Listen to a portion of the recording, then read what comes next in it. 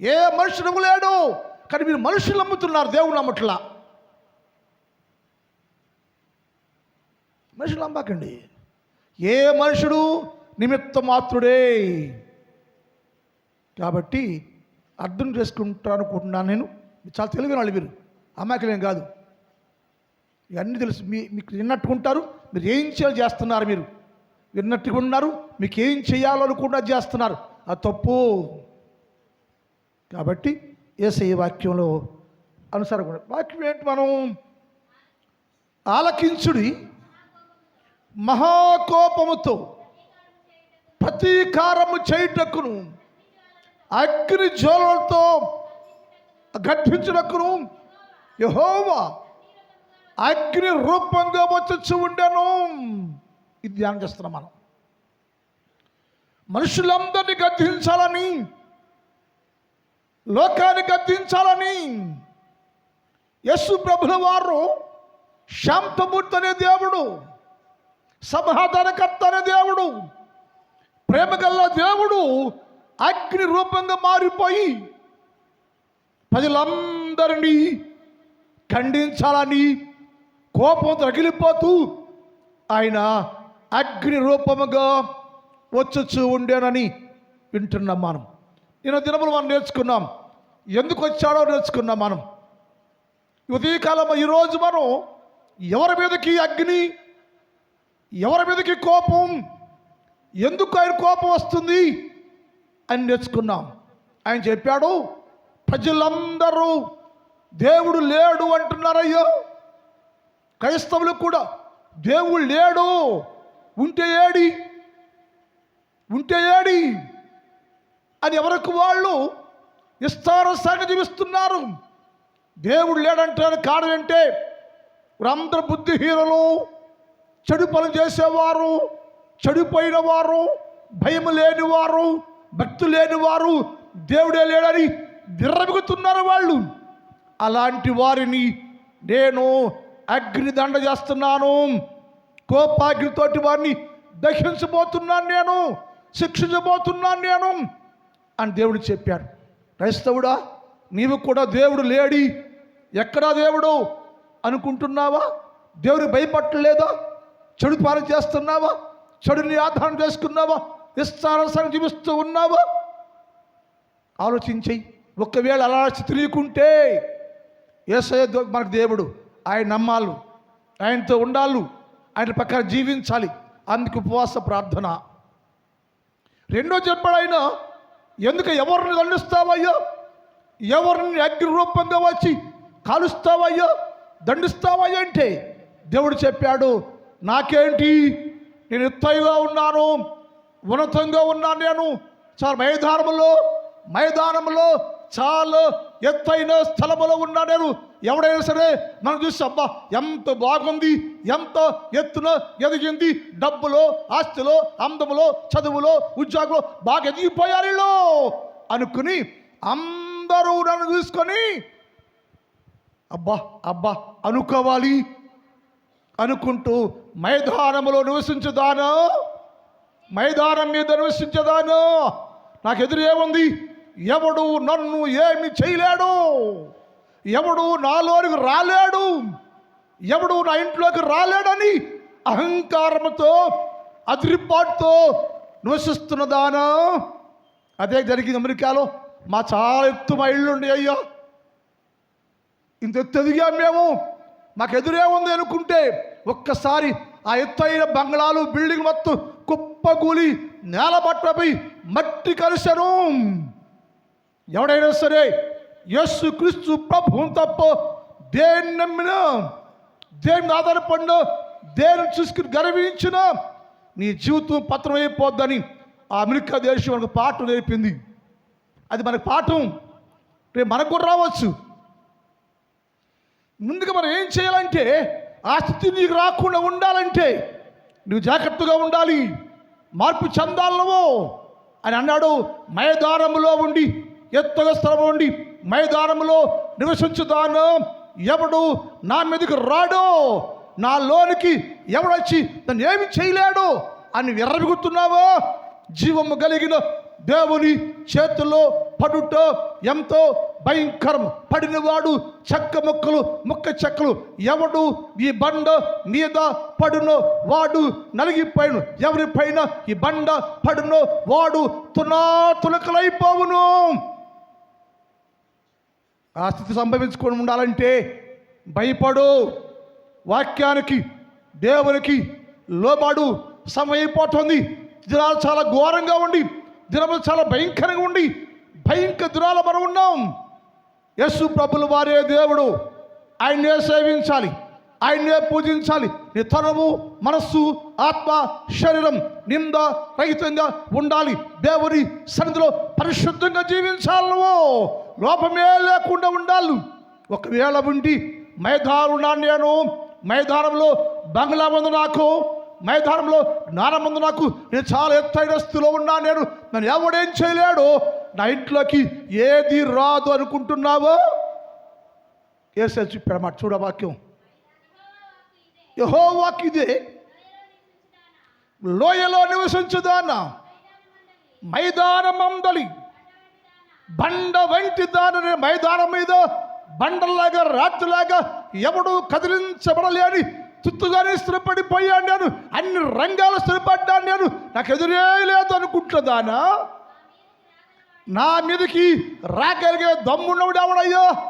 ఎవడు నాలోనికి వచ్చి, నా ఇంట్లోనికి వచ్చి, నా కుటుంబంలోకి వచ్చి, నా సంఘంలోకి వచ్చి నేను ఎవడు ఏమి చేయలేడు అనుకుంటున్నదానా? దేని బట్టి? నా డబ్బును బట్టి, ఆస్తుని బట్టి, హంగును బట్టి, నాకు స్టేటస్ బట్టి, నా విద్యను బట్టి, నా డబ్బును బట్టి నాకేంటి బండల్లాగా ఉన్నాను, స్టాండర్డ్గా ఉన్నాను, బలంగా ఉన్నాను, నేను మైదానంలో ఉన్నాను, ప్రత్యేక జీవితాన్ని జీవిస్తున్నా నేను అనుకుంటున్నదానా? నీకు శ్రమ. నీ క్రియల ఫలమును బట్టి నిన్ను దండించబోతున్నా నేను. పేరుకి మాత్రం ఎత్తుగా ఉన్నారనుకుంటున్నావో, నాకేంటి అనుకుంటున్నావో? డబ్బు ఉండొచ్చు, ఆస్తి ఉండొచ్చు, ఆత్మీయ జీవితం ఉందా, ప్రార్థన జీవితం ఉందా, క్యారెక్టర్ ఉందా, క్రియ ఉందా, బతుకు మారిందా, జీవితం మారిందా, రోషం ఉందా, సిగ్గుందా, లజ్జ ఉందా నీకో? లేదే. ఏమైంది? అన్నీ విడిచేసి నాకేంటి అనుకుంటున్నావు నువ్వు? యేసయ్య అన్నాడు, నాకు రానుకున్నావా? నీ క్రియల ఫలం లభిస్తాను. నీ ప్రవర్తన, నీ క్రియలు శిక్షకు పాత్రగా చేసింది నేను. నీ మీదకి కీడు రప్పించబోదు, నేనే కోపాన్ని చూపిస్తున్న అగ్ని రూపంగా మార్చబడాను, దహించేస్తున్నాను నేను. నీ క్రియల ఫలమును బట్టి నిన్ను దండించదును నేను. దాని అరణ్యంలో అగ్నిలాగా తగలబెట్టేస్తాను నేను. నీ అరణ్యాన్ని, నీ ఎడారి ప్రాంతాన్ని, నీ బంగళాన్ని, నీ డబ్బుని, నీ జ్ఞానమును, నీ సొగసును, నీ సౌందర్యాన్ని కాల్చేసి చంపేస్తా. యేసయ్య మాటది. మరి నువ్వేం చేస్తా? అది కాల్చేస్తా. పోట్లాడతావా? కొట్టేస్తావా? చంపేస్తావు యేసయ్యని? ఆయన చేతిలో పడ్డావంటే స్మాష్. అది పడకుండాలనే ఈ ఉపవాస ప్రార్థనలు, అది పడకుండాలని, నువ్వు బాగుపడాలని, నీ కుటుంబం మారాలని, నీ సంఘం మారాలి, నీ సంఘంలో ఉన్న ఆచారాలు మారాలి, లోక సంబంధం మారాలి. యేసు ప్రభువే ఉండాలి ఇక్కడ, యేసు గుడాలే ఉండాలి ఇక్కడ, యేసయ్యే ఉండాలి ఇక్కడ. ఇంకేది ఉంటాకి వీలు లేదు. ఇష్టానుసారం చేస్తే ఆయన అన్నాడు, అరణ్యములు తగలబెట్టేస్తా, కాల్చేస్తావు, నలి చేసేస్తావు అని యేసయ్య మాట్లాడుతున్నాడు. ఆయన మాట్లాడిన భయపడతావా? అవంటుంది, నన్ను ఎవడేం చేయడయ్యా అంది. నన్ను ఎవడేం చేయలేడు, నా లోనికి ఎవరు రాలేడు అన్నది. అందుకు మాట బైబిల్లో ఓబద్య గ్రంథం, ఓబద్య 1 అధ్యాయం, ఒక అధ్యాయం ఉంటుంది, 3-4 వచనాలు. ఓబద్య అత్యున్నతమైన పర్వతం మీద ఆశీనుడవయ్యుండి బండ సందులలో ప్రత్యేకంగా నివసించు వాడా. నాకేంటయ్యా, ఎత్తైన స్థలంలో ఉన్నాను నేను, అత్యున్నతమైన స్థలంలో నివసిస్తున్నాను నేను, బండ సందులలో, కొండ మధ్యలో, కొండ పైన ఉన్నాను నేను అనుకుంటున్నవాడా? నన్ను కిందకి పడద్రోసివాడు ఎవడయ్యే భూలోకములో ఇంత ఉన్నతమైన స్థలములో నుంచి, ఉన్నత జీవితములో నుంచి, ఎత్తరు స్థలములో నుంచి అక్కడ గుడి కట్టుకున్నాను నేను, ఎత్తరు స్థలములో నివాసాన్ని ఏర్పాటు చేసుకున్నాను, పాపములో నివాసాన్ని కట్టాను నేను, పాపములో పెరిగాను నేను, అక్కడి నుంచి నన్ను ఎవడు పడవేయగలడయ్యో అని అనుకుంటున్నవాడు ఏంటంట, నీ హృదయములో ఉన్న గర్వం చేత నీవు మోసపోతున్నావయ్యా.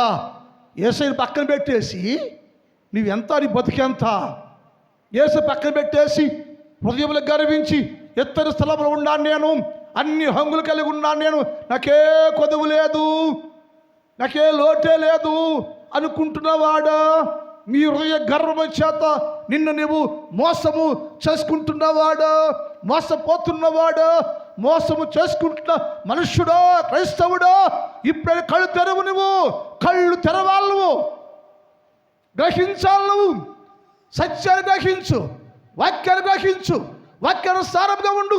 వాక్యంతో మాట్లాడుతున్నప్పుడే నీ జీవితాన్ని పరీక్షించుకోవాలి, పరిశీలన చేసుకొని బతుకు మార్చుకోవాలి అని. చెడు ఇదంట హృదయ గర్భమును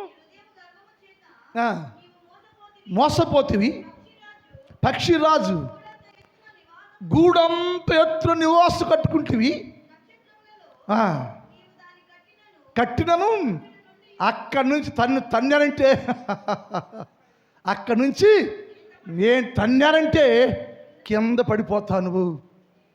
అదే అనుకుంది లూసిఫర్ కూడా. లూసిఫర్ అదే అనుకుంది, నేను దేవుడితో సమానం అనుకుంది. నా దేవుడు లూసిఫర్కి 10వ స్థానం ఇచ్చాడు, ఎత్తున స్థలములో ఉంచాడు. రెక్కల కింద శరీరం అంతా రక్తరాలు, వజ్రాలు, వెండి, వైడూర్యాలు పొదిగించాడు. అది చెయ్యటంటే కిర్ర అంటది, ఈ చెయ్యటంటే కిర్ర అంటది, కాలేస్తే కిర్ర అనే శబ్దం. ఎవరికి లేనటువంటి ఏదో ఆధిక్యత, యోగ్యత లూసిఫర్కి ప్రత్యేక స్థానం ఇచ్చాడు. నాకేంటి అనుకుంది, నాకేంటి, నేను అన్నిటికంటే యేసు ప్రభు యెహోవా దేవుని కంటే శ్రేష్టంగా ఉన్నాను, నేను ప్రత్యేక రెక్కాడిస్తుంటే శబ్దం, కాకేస్తే శబ్దం, నేను ప్రత్యేకంగా ఉన్నాను, నాకేంటి అనుకుంటే అక్కడ తంతే మధ్యాకాశకు వచ్చేసింది. వస్తూ వస్తూ 3వ భాగం తెచ్చేసింది కిందకి, సగాలకు వచ్చింది తనతో పాటు. వాళ్ళు కిందకు వచ్చేసారు, అది అక్కడే ఉంది. లోకమంతా నాశనం చేస్తుంది. ఎందుకు ఎక్కడుండి అక్కడ తంతే కింద పడింది. నీవు కూడా అంతే, గర్వించేవాడా, అహంకారంగా ఉన్నావా, డబ్బును బట్టి, ఉద్యోగాన్ని బట్టి, స్టేటస్ బట్టి, నాకేంటి ఉన్నతంగా ఉన్నాను నేనని విర్రవిగుతున్నావా? యేసు ప్రభు తప్ప వేది తీసుకుని నీ విర్రగకూడదు, విర్రవీగకూడదు. విర్రవీగావంటే నా దేవుడు కింద పడవేస్తాడు, నిన్ను నేలమట్ట చేస్తాడు నిన్ను. అది నా కోపం. ఎందుకయ్యా కోపం? ఎవరి మీద ఎన్ని కోపం? ఎందుకు అగ్ని రూపంగా కోపంగా మారావు దేవుడా అంటే యేసయ్య అన్నాడు, ఎవడైతే నాకేంటి ఉన్నతంగా ఉన్నా, నేను అన్ని రంగాల్లో ఉన్నతంగా ఉన్నాను, తింటా, తాగుతా, సిక్కిస్తా, మారు మనసు లేదు, లేకపోయినా పర్వాలేదు, నేను ఎవడు ఏమి చేయడు అని పాపములో రొచ్చులో జీవిస్తున్న పందిలాగా పాపంలో బతుకుతున్నవాడా, శిక్ష, శ్రమ నీకు వచ్చింది. తంతె పడిపోతావు నువ్వు. నా దేవుని చేతిలో పడ్డావో ఎవడు లేపలేడయ్యా. కాబట్టి సమయం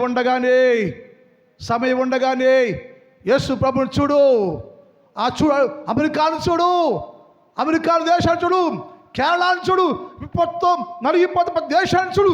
అది నీకు రాకముందే ఆ కోపము నీ మీద, నీ కుటుంబం మీద రగులుకోకముందే నీ జీవితాన్ని మార్చుకోవాలి, నీ స్థితి మార్చుకోవాలి. భయపడాలి నువ్వు. నాకేంటి, నేను పర్వత ఎడారిలో ఉండాను అనుకుంది ఆవిడ. ఆయనేమో బండ సందులో ఉండాను నేను, నాకేంటి, నేను ఎవడేం చేయలేడు అనుకుని హృదయ గర్వాన్ని ఆధారం చేసుకుని అహంకారంతో జీవిస్తుంటే కింద పడవేస్తా. ఎవరు లేపలేడు నన్ను. నా దేవుడు వార్నింగ్ ఇస్తున్నాడు, నేను అగ్ని రూపంగా వస్తున్నాను, దహించేస్తాను అని చెప్పాడు. ప్రకటన గ్రంథం 18వ అధ్యాయం ప్రకటన 18:7-8 చదువుదాం. ప్రకటన 18:7. అమ్మా అది మళ్ళీ చదువు. అది నేను రాణి అయ్యా అంటుందంట. అది నేను రాణిగా కూర్చున్నాను, నేను వెధవరాలను కాదు, దుఃఖము చూడను, ఎప్పుడు హ్యాపీగా ఉంటాను నేను, దుఃఖమే రాదు నాకు, ఎప్పుడు సంతోషంగా ఉంటాను నేను. ఎందుకంటే నేను రాణినయ్యా, నేను రాణిలాగా ఉన్నాను, నేను రాజులా భర్త అయితే నేను రాణిగా ఉన్నాను. అన్ని హంగులకుండి అయ్యా ఏసైన పని లేదు నాకు, అన్ని హంగులు కలిగి ఉన్నాను నేను. మారు మనసు వద్దు నాకు, రక్షణ వద్దు నాకు, పాపమే కావాలి, పాపలో ఉంటాను నేను, లోకస్తుగా ఉంటాను, అది వద్దు నాకు, దేవుని ఆజ్ఞ వద్దు నాకు, దేవుని వాక్యానికి లోబడి జీవించే జీవితం నాకు వద్దు. ఏం కావాలి నీకు? ఏం కావాలి నీకు? లోకమే కావాలి, పాపమే కావాలి. నాకెందుకైతే రాడినయ్యా, నేను రాడిని, నాకు ఎదురేముందయ్యా, నేను వెదవరాలు కాలే అని నేను అన్ని హంగులు లాక్కుండి అనుకుని మురిసిపోతున్నదాను. అది తన్ను తాను గొప్ప చేసుకుంటుందట. ఎవరు గొప్ప చేయాలి? నువ్వు ఎవరు గొప్ప చేయాలి? యేసు క్రీస్తు ప్రభు మాత్రమే మహిమపరచబడాలి. గొప్ప ఘనత ప్రభావాలు నా యేసయ్యకి చెల్లాలి. నువ్వు అనామకుడు, నువ్వు భూలోకంలో నీ డబ్బు, నీ ఆస్తి, నీ ఉద్యోగం, నీ స్టేటస్ అంతా నా దేవుడు నీ మొఖాన వేసిన భిక్ష. దేవుని వల్లే జీవిస్తున్నావు నీవు. దేవునిచ్చే ధనము, సంపద, ఆస్తి వల్ల బతుకుతున్నావు నీవు. ఆ దేవునికి హృదయాన్ని ఇక్కోకుండా, నీ బతుకే మారుకోకుండా, నీ జీవితమే మారుకోకుండా ఇంకా పాపంలో జీవిస్తూ యేసు క్రీస్తు ప్రభుని అవసరాల కోసం అడ్డం పెట్టుకుంటూ ఉంటే, యేసు ప్రభుకి అడ్డం పెట్టుకుంటుంటే నీ కుటుంబ క్షేమమా? నీ కుటుంబం వేసై ఉన్నాడా? ఏది చదివిపాటు నీకు? ఎందుకు చదివిపాడుతున్నావు నువ్వు? పక్క తీస్తాడు దేవుడు అని అన్నాడు. ఆమంటుంది, ఏమంటుంది? అది తన్ను తాను నేనే గ్రేట్ అనుకుంటుంది. ఎవడు ఎందులో గ్రేట్? నువ్వు నేను ఇప్పుడు లక్షత్ర ఊళ్ళోకి వస్తే పద్మ నన్ను ఇప్పుడు ఎక్కతాడా? నన్ను లెక్క చేయాలంటే నాకు క్వాలిటీ ఉండాలి. ముందు రక్షణ ఉండాలి, మారు మనసు ఉండాలి, భక్తి ఉండాలి, 10 మంది ఆదర్శంగా ఉండాలి, 10 మంది మెచ్చే జీవితం నాకు ఉండాలి. బాగా జీవితం నానబెట్టుకుంటే నన్ను ఎవడు గౌరవిస్తాడు? గౌరవిస్తాడా? ఎవడు గౌరవించడా? నిన్ను ఇంకొకటి గౌరవించాలంటే నీ క్యారెక్టర్ ఉండాలి, తగ్గింపు ఉండాలి, వాక్యం ఉండాలి, వాక్యం లోబడి ఉండాలి, వాక్య సారంగా ఉండాలి. యేసు క్రీస్తులో జీవించారు నీకు విలువ. లేకపోతే ఎవడు లెక్క చేయడు. నువ్వు బేబరస్తాడు, ఎవడు లెక్క చేస్తాడు? నీ క్యారెక్టర్ లేకపోతే ఎవడు లెక్కతాడు? నువ్వు కనపడ్డ మాత్రం అయ్యా సరేనయ్యా అంటారు మొఖమాటం కోసం. ఆడు ఏండ్రీడో ఈడు బడాయి అంటారు. అది నీ జీవితం. కాబట్టి ఏమంటుంది? నాకేంటయ్యో అంటే గొప్ప చేసుకొని మళ్ళీ చదువు. అది తన్ను తాను ఎంతగా గొప్ప చేసుకునినో సుఖభోగాలు, తన్ను తను గొప్ప చేసుకుని సుఖభోగాలతో తొల్లదుగుతూ ఉందంట. యేసు ప్రభు ఉండేవాడు ఎప్పుడు సుఖభోగాలు కోరుకోడండి. యేసయ్యగా ఉండేవాడు అన్ని చంపేసుకుంటాడు. ఆశలు, ఆశయాలు, కోరికలు చంపుకొని యేసులో జీవించేవాడు యేసులాగే ఉంటాడు. కానీ అంటది అన్నీ హెచ్చించుకుంటూ సుఖభోగాల్లో తొల్ల తూగుతూ ఉంటే, సుఖభోగాలతో తొల్ల తూగుతూ నాకేంటి యేసయ్య లేకపోయినా జీవిస్తున్నాను కదా, వాక్యం లేకపోయినా జీవిస్తున్నాను కదా, ఎవడో చేస్తున్నాను, ఇప్పుడు ఎవడో చేశాడను, చేసేవాడిని అంటే చంపేస్తా అనుకుంటున్న తప్ప నుంచి బతుకులు తగ్గింపు అనేది లేదు, లోబాటు అనేది లేదు. అంటున్నాడు నన్ను నీవు సుఖభోగాలతోటి అనుభవించను, అంతగా దుఃఖమును వేదనను దాని కలుగు చేయుడి. అందుచేత ఒక్క రోజులోనే దానికి తెగుళ్ళని కింద అంటాడు, తెగుళ్ళ చోట దెబ్బలు రాబడి ఉంటుంది. దానికి ఒక్క రోజులోనే తెగులు దెబ్బలతోటి అనగా మరణమును దుఃఖమును కరువును తెప్పించి వానికి తీర్పు తీరుస్తున్న. ఎవరంట తీర్పు తెచ్చేది? నీ దేవుడైన యెహోవా యేసుక్రీస్తు ప్రభువు, పరిశుద్ధుని దేవుడైన యేసుక్రీస్తు ప్రభువు వారు నీకు తీర్పు తీరుస్తున్నాడు. మీకే కష్టం వచ్చిందంటే ఈ దేవుని తీర్పామో, నీకు ఆపద వచ్చిందంటే ఈ దేవుని తీర్పామో, కీడు వచ్చిందంటే దేవుని తీర్పామో, జబ్బు వస్తే తీర్పామో. నా దేవుడు నా పాపాన్ని బట్టి, నా శాపాన్ని బట్టి, నా లోపాన్ని జీవితం బట్టి ఒకవేళ దేవుడు నా మీద తీర్పు ప్రకటన చేశాడేమో.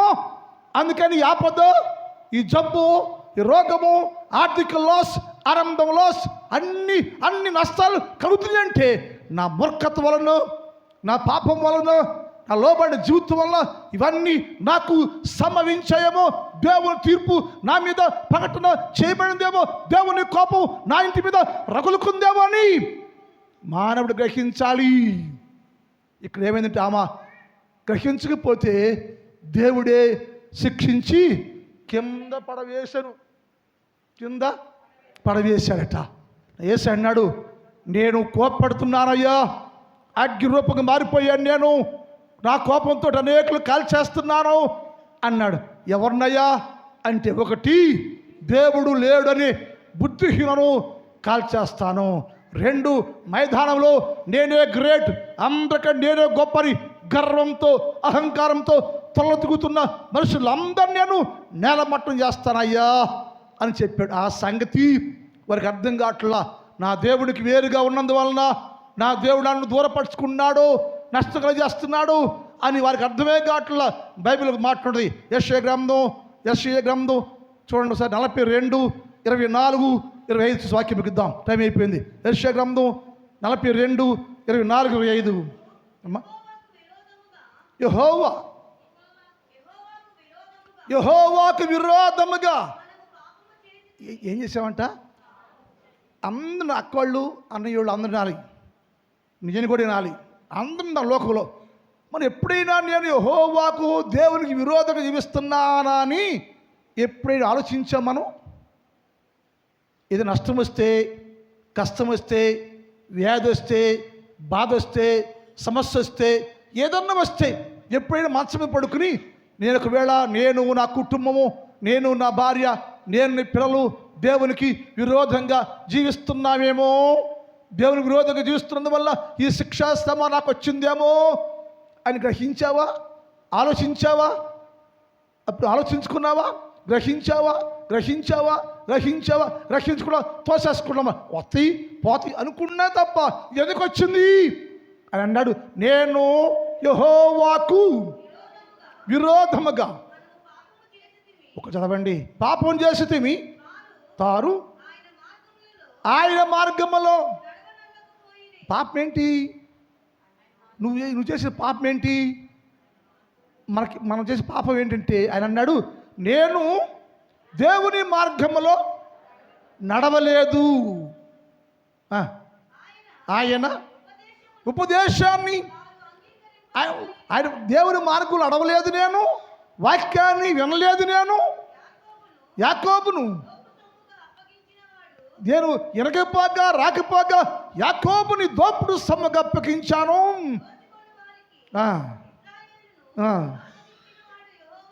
కదా, కావున ఆయన వాని మీద ఎవరైతే దేవుని విరోధంగా పాపం చేశారో, దేవుని మార్గంలో నడవటం లేదో, దేవుని వాక్యం వినటం లేదో, విని కూడా మారలేదో, దోపుడు సొమ్ముగా మార్చబడ్డావో, అలాంటి వారి మీద దేవుడు తన కోపాగ్నిని, ఏంటంట గమనించాలి, తన కోపాగ్నిని, యుద్ధ బలమును కుమ్మరించను. అది వారి చుట్టూ అగ్ని రాసుకొని కాలిపోతా ఉందయ్యా. కాల్చేస్తా, అమెరికాని కాల్ చేస్తుంది, సొదొమ గొమొర్రా కాల్ చేస్తుంది, పాపం చేసే ప్రతి ఒక్కరిని కాల్ చేస్తుంది. ఎవడు దేవుని మార్గంలో నడవడో, వాక్యాన్ని వినడో, వాక్యం జీవించడో, బతుకు మార్చుకోడో, వాక్యంలో జీవించలేడో, వాడి చుట్టూ అగ్ని గంధకములతో మండురుగా కానీ బైబిల్లో ఉంది. వింటున్నావా? అయినను వాడు గ్రహించటల్లా, అర్థం చేసుకోవట్లా. అయ్యో అమెరికాలోకి వచ్చింది, ఆస్ట్రేలియాకి వచ్చింది, కేరళలోకి వచ్చింది కదా, మేము బాగానే ఉన్నాం కదా అని సంకలు కొట్టుకుంటున్నా తప్పనిచ్చి, అయ్యా నేను కూడా దేవుని మార్గం నడవటం లేదు, దేవుని వాక్యం వినటం లేదు, దేవుని లోబట్టం లేదు, దేవునికి ఇష్టమైన జీవితం జీవించడం లేదు, అందుకనే శిక్ష వస్తుందని గ్రహించావా అన్నాడు. అయినను వారు ఆ విషయాన్ని గ్రహించకుండా, తెలుసుకోకుండా, మార్చుకోకుండా, మనస్సు పొందుకోకుండా, లోబడుకోకుండా ఇష్టానుసారంగా ఇంకా జీవిస్తూనే ఉన్నారు. కాబట్టి వారి మీద నా కోపాగ్ని రకలు చేస్తున్నా, నా కోపాగ్నితో వారు దండించబోతున్నా, నా కోపంతో వారిని హతము చేయబోతున్నాను నేను. అయితే ఇప్పుడైనా నువ్వేం చేయాలంటే నా దేవుని తట్టు చూసేవారుగా ఉంటే మంచిది. ప్రార్థన. మిగిలిన భాగాన్ని రేపటి కాలం ధ్యానం చేద్దాం. మోకరించు, ఒకళ్ళేయి, మోకరించమ్మా, మోకరించు, మోకరించాలి. చాలాసేపు కూర్చున్నారు మీరు. ఒక్క నిమిషం మోకరించు, ఒక్క నిమిషం మోకరించు. యేసయ్యతో మాట్లాడు. దేవా, నేను నీ వాక్యాన్ని వినలేదయ్యా, నీ మార్గానికి రాలేదయ్యా, నాకేంటి అని అహంకారంతోనే జీవించనయ్యా. క్షమించయ్యా, క్షమించయ్యా. నా మీదకి నీ కోపాగ్ని రానికుండా చెయ్యి. నేనయ్యా నీ కోపాగ్నికి ఆహుతి కాకుండా చెయ్యి, నీ కోపానికి బలి కాకుండా చెయ్యి, నీ కోపంలో నలిగిపోకుండా చెయ్యి. నన్ను క్షమించయ్యా, క్షమించయ్యా. ఇప్పుడే నీ ప్రేమను గ్రహించానయ్యా, ఇప్పుడే నీ వాక్యానికి లోబడతానయ్యా. నేను ఇప్పుడే నా జీవితాన్ని మార్చుకుంటాను. నేను ఇప్పుడే నా జీవితాన్ని నీ చేతుల్లో పెడతానయ్యా. నేను దుర్దినములు రాకముందే, సర్వం కోల్పోకముందే, అంధత్వం కమ్మకము. ప్రార్థన చెయ్యి, ప్రార్థన చెయ్యి, ప్రార్థన చేయమ్మా. అక్క ప్రార్థన చేసుకో, చెల్లి ప్రార్థన చేసుకో, తమ్ముడు ప్రార్థన చేసుకో, అన్నయ్య ప్రార్థన చేసుకో. సమయం పానీయద్దు. ఇది ప్రార్థన సమయం, ఇది ప్రార్థన సమయం. ఇప్పుడు అడుగు, దేవా నాకు నీ దీవెన కావాలయ్యా, నీ కోపం వద్దయ్యా, నీ కోపం వద్దయ్యా, నీ శాపం వద్దయ్యా, నీవే కావాలేసయ్యా, నీ ప్రేమ కావాలేసయ్యా. క్షమించు, క్షమించు, క్షమించయ్యా అన్న యేసుతో మాట్లాడు. ఇప్పుడే యేసు క్రీస్తు ప్రభుని వెతుకు, వెతుకు, వెతుకు. అడుగు, అడుగు, క్షమాపణ పొందుకో. యేసుని ఆలస్యం చేయక, దుర్దినములు రాకముందే, సర్వం కోల్పోకముందే, అంధత్వం కమ్మకముందే, ఉగ్రత దిగిరాకముందే, అంధత్వం కమ్మకముందే, ఉగ్రత దిగిరాకముందే, రత్నరాసులేవి నీతో కూడా రావు, మృతమైన నీ దేహం పనికి రాదు దేనికి, యేసుక్రీస్తు ప్రభువునందే ఉంది నీకు రక్షణ. తొలగించు భ్రమలన్నీ, కనుగొనుము సత్యాన్ని, విశ్వసించు యేసుని, విడిచిపెట్టు పాపాన్ని. తొలగించు భ్రమలన్నీ, కనుగొనుము సత్యాన్ని, విశ్వసించు యేసుని, విడిచిపెట్టు పాపాన్ని. దుర్దినములు రాకముందే, సర్వం కోల్పోకముందే, అంధత్వం కమ్మకముందే, ఉగ్రత దిగిరాకముందే, అంధత్వం కమ్మకముందే, ఉగ్రత దిగిరాకముందే. యోహాను గారు ముందుకు ప్రార్థన చేస్తారండి. యోహాను గారు ముందుకు రండి, ప్రార్థన చేస్తారు.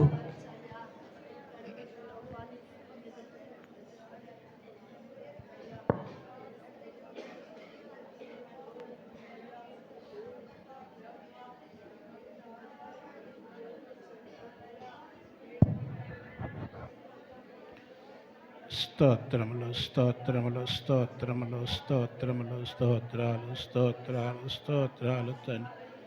యేసయ్యా యేసయ్యా యేసయ్యా యేసయ్యా మీ పాదములకు వందనాలు వందనాలు వందనాలు వందనాలు తండ్రి. రక్షకుడా, ఈ సమయంలోనైనా మాతో మాట్లాడుచున్నందుకు మీకు వందనాలు తండ్రి. మీ పరిశుద్ధాత్మతో నింపుచున్నందుకు వందనాలు తండ్రి. పరిశుద్ధాత్మడి సమయంలో నీ బిడ్డలను మీరు తాకమని అడుగుతూ ఉన్నాము తండ్రి. తాకండి నాయన, తాకండి ప్రభు. మీ ఆత్మచేత నింపండి ప్రభు. సర్వశక్తిమంతుడా మీకు స్తుతులు స్తుతులు స్తోత్రములు స్తోత్రం. అతి పరిశుద్ధుడా మీ పాదములకు స్తోత్రాలు చెల్లిస్తూ ఉన్నాము తండ్రి. ఈ సమయంలో ప్రభు మాతో ఉండండి ప్రభు, మాతో మాట్లాడండి ప్రభు.